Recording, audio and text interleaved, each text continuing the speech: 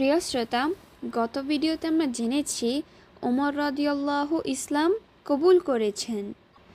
আজ আমরা জানব ওমর রাদিয়াল্লাহু কিভাবে ইসলাম কবুল করেছেন।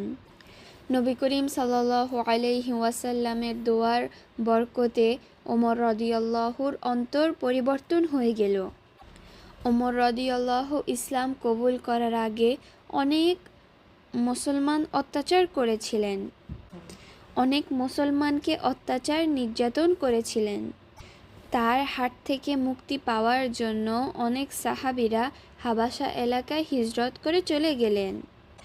তাদের মধ্যে আছেন উম্মে আবদুল্লাহ লাইলা বিনতে আবি রাদিয়াল্লাহু আনহা এবং ওনার স্বামী আমের ইবনে রাদিয়া।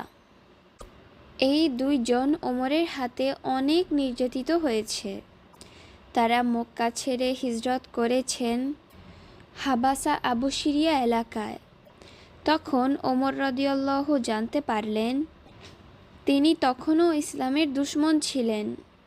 তিনি জিজ্ঞেস করলেন, তোমরা কোথায় যাচ্ছ? তখন মহিলা সাহাবী বলেন, আমার স্বামী একটা কাজে আবু সিরিয়াতে গিয়েছেন আর আমরা হিজরতের জন্য রেডি হচ্ছি। ওমর বললেন, ও আবদুল্লাহর মা, তোমরা কি কোথায় পালিয়ে যাচ্ছ নাকি? তিনি বলেন, আপনাদের অত্যাচারে তো আমরা যাবই। তখন ওমর বলল, যাও, আল্লাহর দুনিয়াতে জায়গার অভাব আছে নাকি? এর উত্তরে তারা বলে, তোমরা তো আমাদের উপর অনেক অত্যাচার নির্যাতন করেছো।